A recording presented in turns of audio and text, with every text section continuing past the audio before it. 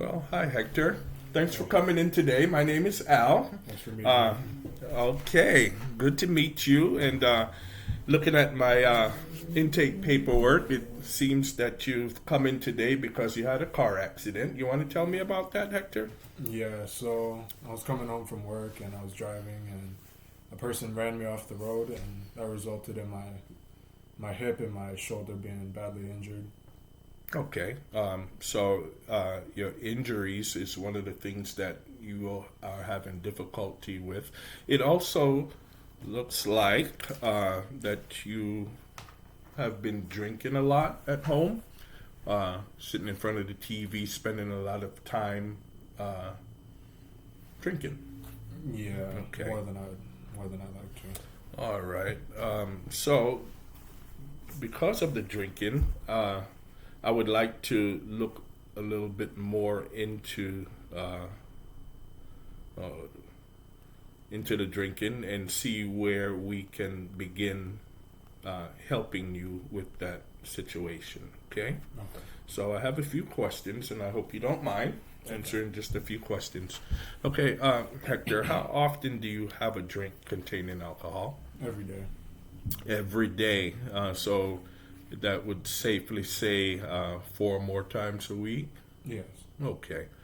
Um, how many standard drinks containing alcohol do you have on a typical day when drinking? 3 to 4. 3 to 4 days. Okay. How often do you have 6 or more drinks on one occasion? Not often. Not often. Okay. Hector, during the past year, how often have you found that you were not able to stop drinking once you had started? As soon as I started, I knew I wouldn't be able to stop. Okay. Okay. During the past year, how often have you failed to do what was normally expected of you because of drinking? And if you need me to repeat any of these questions, just let me know. Very often. Very often. Okay. During the past year, how often have you needed a drink in the morning to get yourself going after a heavy drinking session? Every day. Every day. morning. Every morning. Okay. During the past year, how often have you had a feeling of guilt or remorse after drinking? Pretty often. Pretty often. Hector, during the past year, how often have you been unable to remember what happened the night before because you had been drinking? Here and there. Here and there, so not too often. Not too often, but it Okay. still happens sometimes. Yeah. Okay. Have you or someone else been injured as a result of your drinking? No. Okay. As a relative, has a relative or friend, doctor, or other health worker been concerned about your drinking or suggested you cut down? Yeah, my wife and kids have. Your wife and kids have. Okay. Thank you for answering those questions, Hector. So, with your drinking, how has that affected your wife? It affects her emotionally. It makes her sad because that's how I spend the majority of my time. Okay. And I take my frustrations out on them. Yeah, right. I understand. I understand that, and I can understand how that can affect you emotionally, and how it contributes to your pain and suffering from your accident and your actions at home. Okay, thank you, Hector. So let's talk a little bit about the accident. How did it come about? How did you end up being in an accident? Tell me. Because when I was driving, they ran me off the road. And Okay, you was run off the road. So how did you feel after that happened? I felt very angry and I felt lost because everything that I was doing before, I'm not able to do now. And I'm Right. always in pain. Right, and you spent 4 months in the hospital. Yeah. Okay, so you only been out of the hospital now for a month, Yeah. and then so you're at home, and You're at home, not able to work. So you sit at home and you watch TV and you drink and this and that or whatever.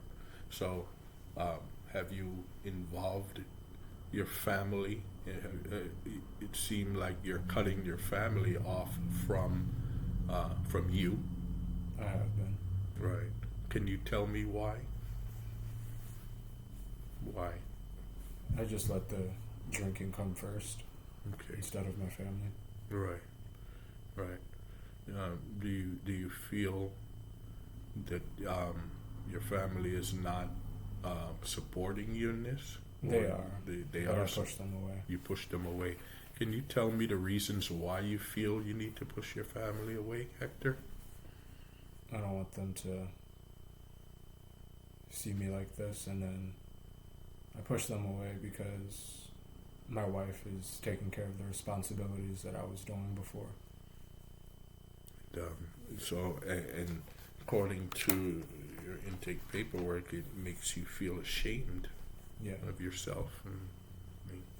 So, and you are suffering from depression. Yeah. Okay. Just want you to know that if you're not aware that depression can cause you to feel pain, it can cause you to feel shame, it can cause you to feel anxiety. All of these things, depression brings upon a person's psyche, their thinking patterns and everything. So we need to find solutions to this depression and anxiety so that you can you can start feeling an awakeness, and so that your desire to be a part of the world again can start to make its impression in your mind. Okay. Okay. To give you a fresh start. So we talked about your injuries. Let's talk about your. Well, before we explore anymore, what I want to do is I want you to close your eyes, and I want you to imagine what your world would be like if this accident never occurred. And I want you to tell me what you see and feel. I see me and my family being very happy together, and I see myself happy, and me doing the things I love to do and working my job. Okay. Okay. So what you just told me, if I could summarize what you just told me, if this accident never happened, you would feel happy, right? Yeah.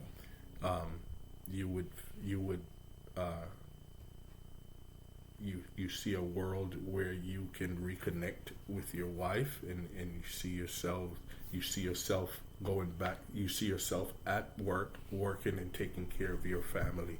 Mm-hmm. Okay, that's the vision you have if these things never happened, if this accident never happened. So that gives us a place where we can work together to try and make this vision come to pass. Right? Yeah. Okay. How how are you getting along with your wife right now? Tell me about your wife. Who is she? We don't get along very well now because of how I've been acting because of my drinking. But Right. So we need to target the drinking. The drinking right now is the thing that it's fueling this whole situation with you not being able to get up and get a job, the way you're treating your wife, your siblings. Tell me about your siblings. What's going on with your siblings? they try to be supportive, and they try to reach out to me, but I push them away. And why? Because it reminds me of how things used to be. Mm-hmm. And so I feel if I push them away, that it'll help me somehow. Right, right. Okay. So we know that pushing your siblings away, it's not making you feel good about yourself, No. right? So one of the things that we can try to do is, in order to help you feel better, because that's the goal. We need to help you feel better. We need to get rid of the drinking, and we need to work on making you feel not ashamed of yourself. We need to make you feel appreciated. You need to start loving yourself again. So that's one of the goals that we need to work on, is to make you feel like the man that you are, Okay. right? And one of the things that we can do, we can start focusing on the people that you're hurting, your family, and your siblings or whatever, So what we can do is try to open up more and appreciating them and helping them to feel that,